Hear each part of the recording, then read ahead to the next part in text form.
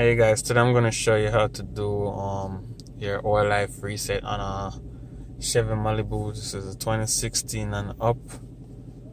Wanna go ahead and turn on the car. Go ahead and start the car. And these are the keys you're gonna use to navigate throughout the system. Alright, so you wanna go ahead and press the key to take you to vehicle. So you want to press on the right and go to vehicle.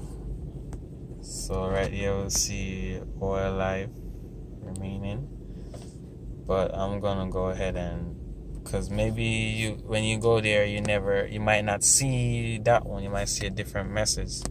So you just need to press the arrow key right here down until you see the oil life. Alright, and the oil life is right there. So you want to go ahead and press the key with a check mark on it. Press and hold it for a little bit, then let it go.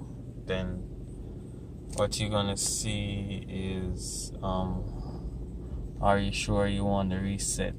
Alright, go ahead and click yes, and that's it. Alright, that's how you reset your oil life.